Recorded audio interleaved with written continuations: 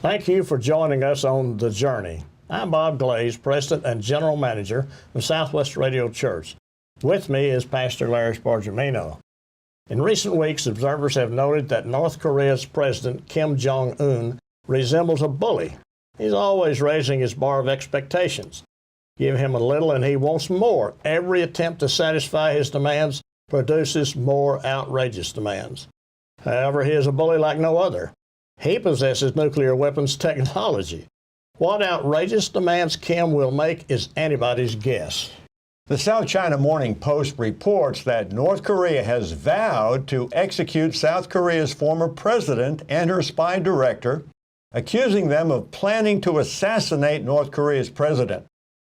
Kim Jong-un said it will impose the death penalty on former South Korean president and her former spy chief, and they could receive a, quote, miserable dog's death at any time, at any place, and by whatever methods from this moment, close quotes. North Korea demanded that South Korea hand over Park and her assistant under international convention rules because they committed state-sponsored terrorism. Relations between the rival Koreas deteriorated under Park's conservative government, which maintained a hard line toward North Korea. The North conducted 2 nuclear tests and a series of missile launches during her presidency and also expanded its nuclear weapons program. North Korea frequently used invectives toward Park, once calling her a murderous demon, destined to meet a sudden and violent death, close quotes. North Korea has a notorious record of human rights abuses, including the torture of prisoners and beating young women by punching and stomping. Recent videos smuggled out of the Hermit Kingdom reveal a sad testimony of physical cruelty and humiliation. This is a regime that knows no limits. July 4th, North Korea fired a 2-stage intercontinental missile that shows an advance in their missile program. It announced that it was now able to target locations in Hawaii, Alaska, and most of the continental United States.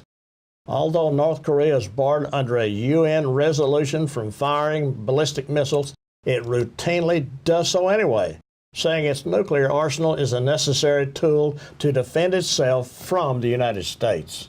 On July the 7th, 2 U.S. B-1B bombers and South Korean fighter jets conducted bombing exercises that included practicing attack capabilities at a training range 50 miles south of the DMZ. Following the mock bombing run, they then flew north in a show of force to North Korea just days after the regime tested its ICBM. Pacific Air Force's commander, General Terence O'Shaughnessy, said, "Let me be clear. If called upon, we are trained, equipped, and ready to unleash the full lethal capability of our allied air forces," close quotes. As could be expected, North Korea was furious and declared that the training flight of the B-1B bombers was a dangerous provocation and that the United States will have to bear the full responsibility of its aggressive actions. For several months, observers have dismissed the possibility of U.S. military action against North Korea's weapons program as unthinkable. But after Kim's rogue regime test fired a ballistic missile that could possibly target Hawaii, Alaska, and the U.S. mainland, a sudden, devastating preemptive strike no longer looks so inconceivable. The last resort may be the best option. An overwhelming military response poses innumerable risks, however, some perhaps even unseen. But for U.S. policymakers, the time may soon be approaching when the risk of continuing to pursue a peaceful solution may be greater than the dangers of military action. Some argue that the longer the U.S. delays in dealing forcibly with the problem, the more North Korea will have stockpiled warheads and made more advances in ballistic missile technology. There can be no reasonable doubt that Kim is a paranoid megalomaniac. In his mind, the slaughter of millions of Americans, South Koreans, and anyone else who gets in his way is justifiable homicide. As North Korea's neighbor and biggest economic partner, China would like to see a multilateral deal under which Kim would agree to halt his weapons program. In return, the U.S. would discontinue military exercises with South Korea, end economic sanctions, open diplomatic relations with Pyongyang, and eventually withdraw its armed forces from the Korean peninsula. The chances of such a benign solution are slim. President Trump has roundly condemned a similar 2015 deal with Iran, and given North Korea's long record of violating its previous agreements, there is little enthusiasm among North Korea's other near neighbors for striking a bargain. The lesson of recent history in Iraq and Libya have taught Kim that rogue regimes which cannot maintain a substantial weapons capability are likely to get toppled. Kim knows this and is hardly likely to budge from his hardline position and his nuclear weapons program. It is becoming increasingly clear that there is no easy way out. None of the options bear any good tidings. The Wall Street Journal reports that there are 164 nations that are doing business with North Korea. Somebody is getting rich on what could be a disaster of monstrous proportions. It is time for concerts of prayer throughout the world for this developing scenario.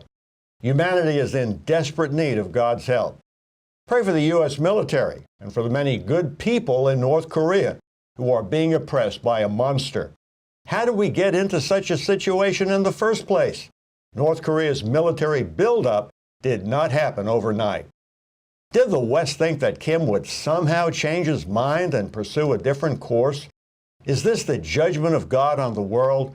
Are we about to be ushered into the final hour? In any case, appeasement and compromise is not the answer. Who knows what Kim will demand from us if we follow that course of action?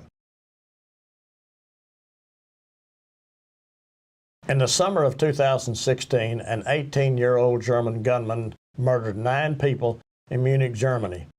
Later reports indicate that he was a fan of first-person shooter video games. This detail has led many to worry that violent video games may be negatively affecting their own children. Is that true? Both the American Psychological Association and the American Academy of Pediatrics take a firm stand against children and teens playing violent video games. There's a definite correlation between violent video games and crimes of violence. 85% or more of the video games on the market contain some form of violence, as the titles indicate: Manhunt, Thrill Kill, Gears of War, and Mortal Kombat. In August 2015, the American Psychological Association reported that research demonstrated a definite link between violent video games and both increases in aggressive behavior and decreases in pro-social behavior, empathy, and moral engagement. In its recent guideline on media violence, the American Academy of Pediatrics warned that violent media sets a poor example for kids.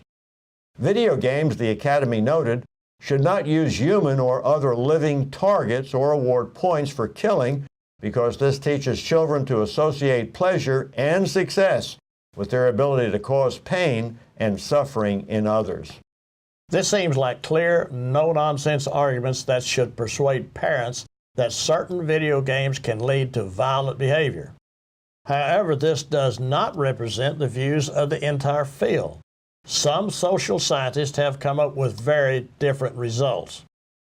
Whitney DeCamp, an associate professor of sociology at Western Michigan University, says the evidence points to either no relationship between playing video games and violent behavior or an insignificant link between the two. Once again, the Bible clears up the confusion.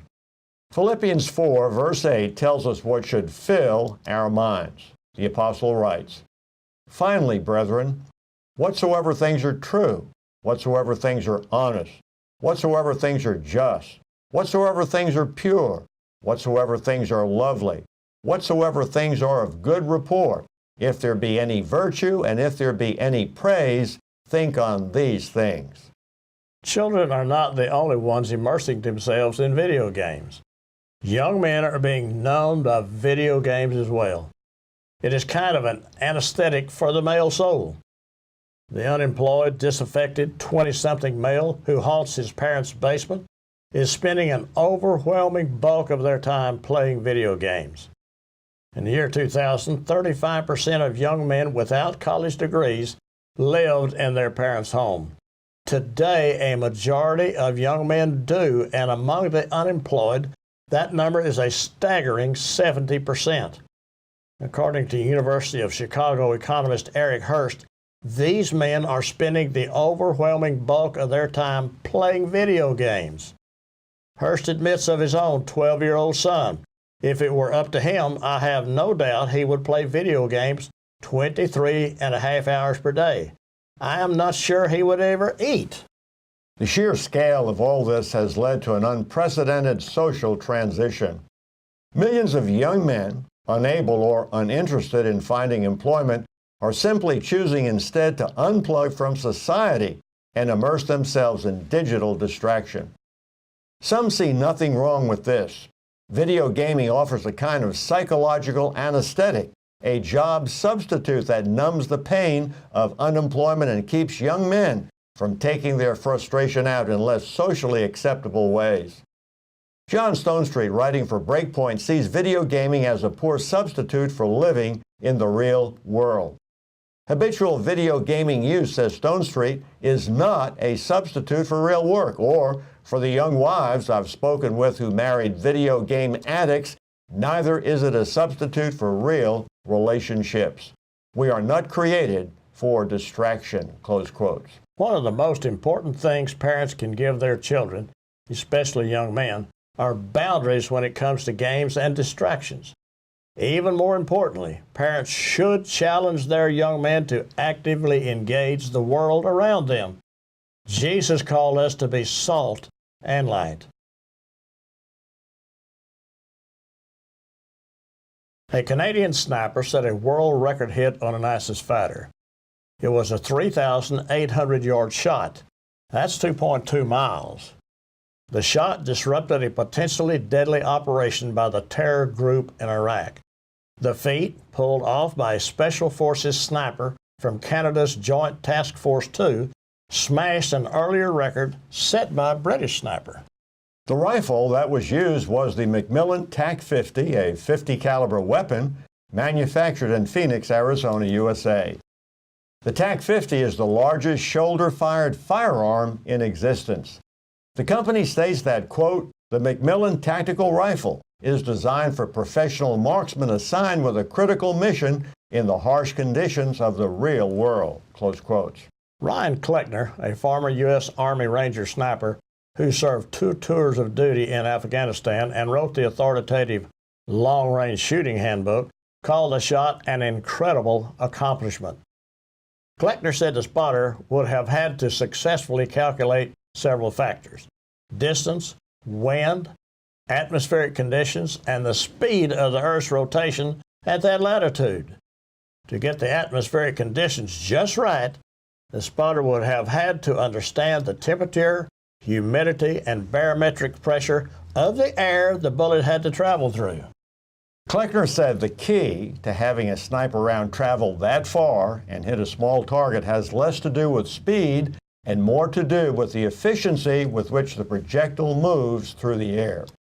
While sniper bullets exit the muzzle at several times the speed of sound, they eventually slow down to less than the speed of sound. It is at that point that they become less stable. An efficiently designed bullet reduces that instability, said Kleckner. Modern weaponry is growing in both lethality and accuracy. Intercontinental ballistic missiles can span oceans and continents. God, however, reserves a competitive edge for himself. God sees and hears what we cannot see and hear. Though he is merciful, he is also just. He offers salvation through Jesus Christ, and he tells us why we need it. Neither is there any creature that is not manifest in his sight. We read in Hebrews 4:13, but all things are naked and opened unto the eyes of him with whom we have to do.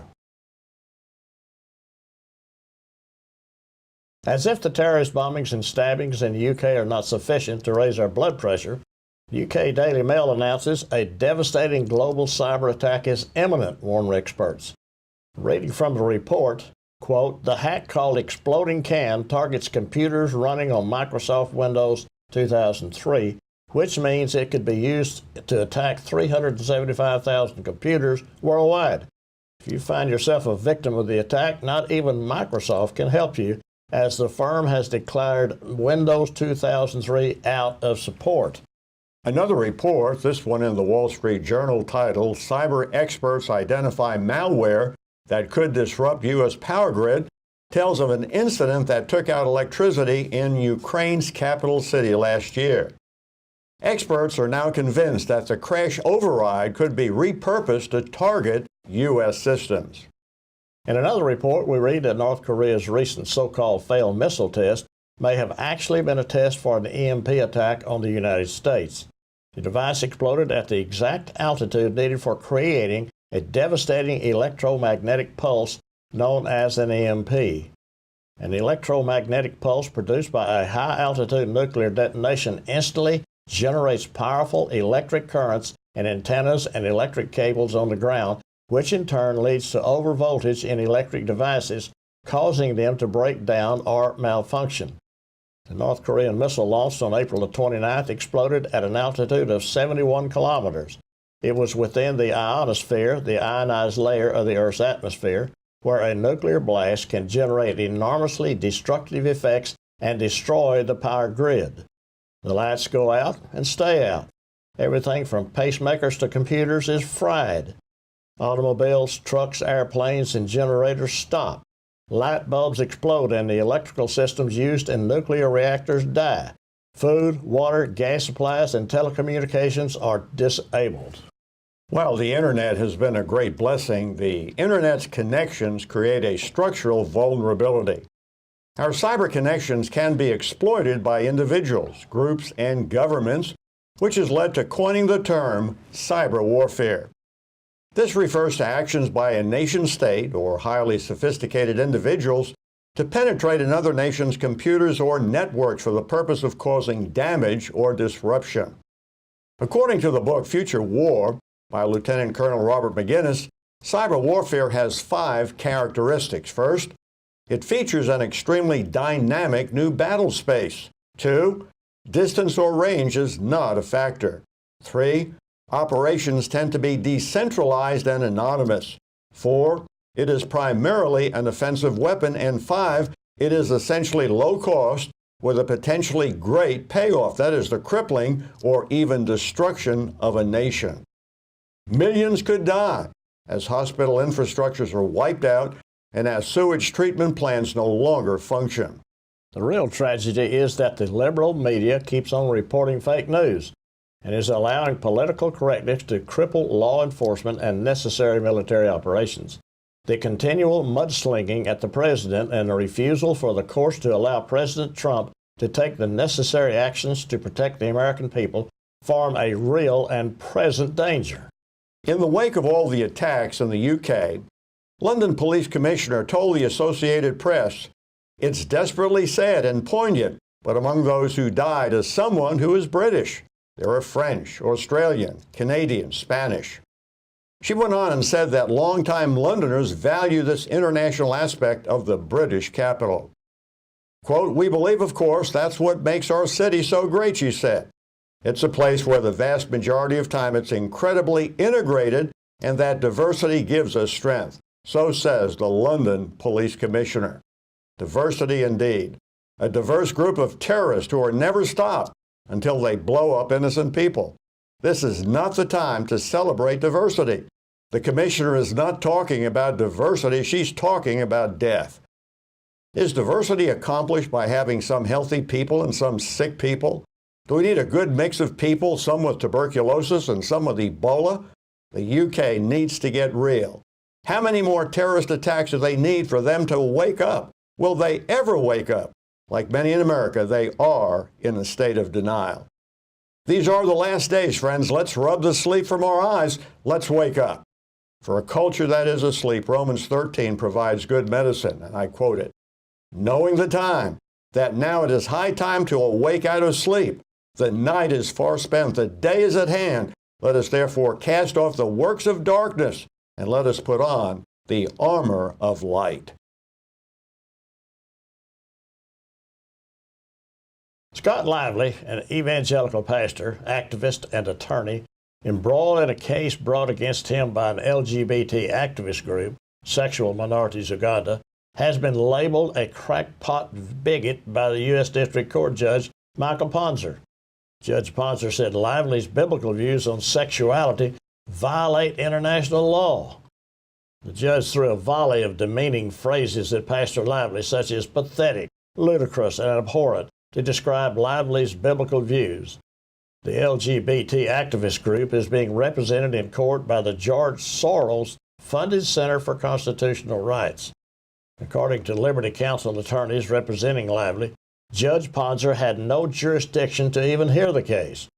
Liberty Counsel founder and chairman Matt Staver said it is improper for a judge who clearly lacks jurisdiction to hear a case to make findings unrelated to the disposition of the case.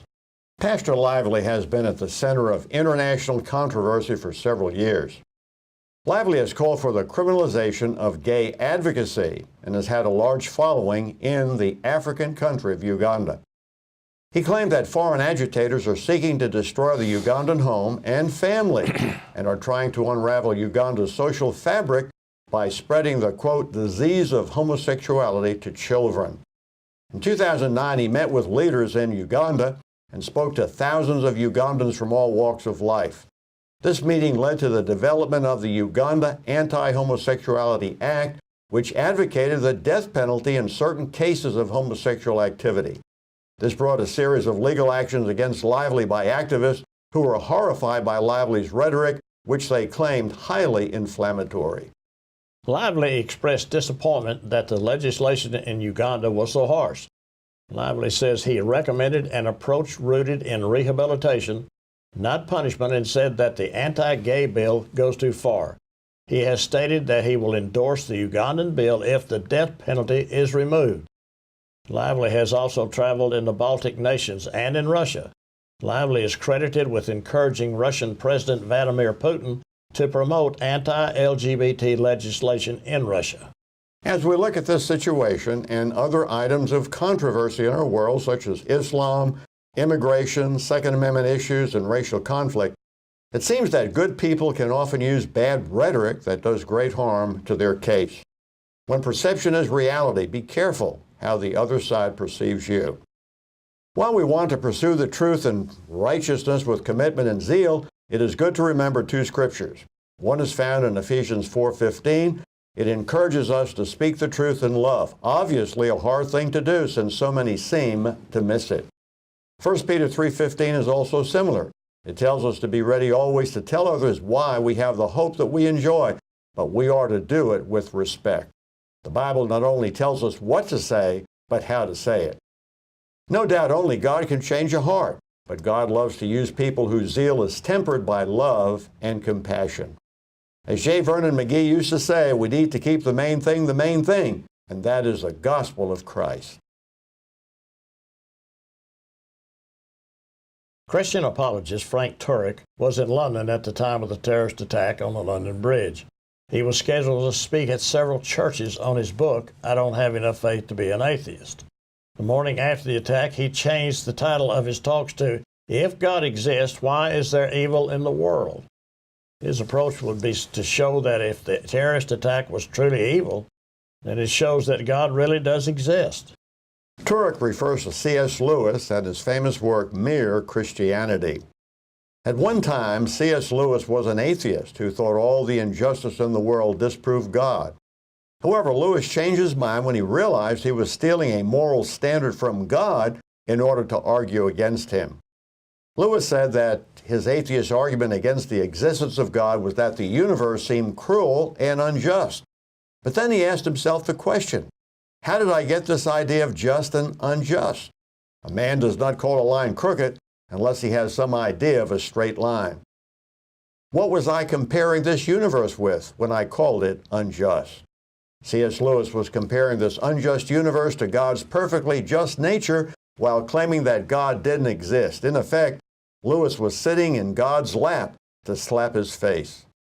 During the bombing of London during World War II, Lewis was on the radio saying, quote, the moment you say that one set of moral ideas can be better than another, you are, in fact, measuring them both by standards, saying that one of them conforms to that standard more nearly than the other. but the standard that measures two things is something different from either." Close quotes. The Bible acknowledges that evil is real, but it provides a twofold answer to evil. First, God provides the ultimate solution to evil by taking evil upon himself. Jesus attaches humanity to his divine nature and allows the creatures who introduced evil into the world to torture and kill him. Jesus takes the punishment for our evil deeds and offers forgiveness as a gift. Secondly, God provides for the final dissipation and removal of evil in the future. Just because evil exists at present does not mean that it will always exist. Evil is not the last word. Redemption is. According to Romans 8, even the creation will be redeemed from the curse of evil. Evil does exist. There is pain and suffering. There is evil caused by man, and there is evil caused by nature, floods and storms being great evil. Atheism offers no redemption. Only Jesus Christ does. Jesus Christ is not simply a messenger from God, he is the message of God, the standard that we are to emulate. What would Jesus do is a good question. His life and ministry gives us the perfect example of what we should do and how we should live. In John 13, Jesus said, "A new commandment I give unto you, that ye love one another as I have loved you, that ye also love one another. By this shall all men know that ye are my disciples, if ye have love one to another." The problem of evil is really no problem for a consistent Christian worldview, but it is for an atheistic worldview. Without God, there is no objective, authoritative moral standard beyond humanity, which means human beings have no moral obligations. Every action or behavior is merely a matter of human opinion. Do you think terrorist attacks are wrong? Without God, there is just your opinion against that of an ISIS terrorist. The murder of 6 million Jews is just your opinion against Hitler's opinion. It's only wrong if God exists. Frank Turek writes, "If evil is real, as headlines from around the world reveal, then God exists. The best evil can do is show there's a devil out there, but it cannot disprove God. The very existence of evil boomerangs back to show that God exists." Thank you for being with us. It is our privilege to serve you. We hope you've been able to discern the Lord's hand in world events. In the words of Francis Schaeffer, He is here and He is not silent. Long ago, the prophet Isaiah gave us a message that we need to hold on to. It's found in Isaiah 46:10, declaring the end from the beginning and from ancient times the things that are not yet done, saying, "My counsel shall stand, and I will do all my pleasure." We hope you can join us next week, and remember, God is still on the throne and prayer changes things.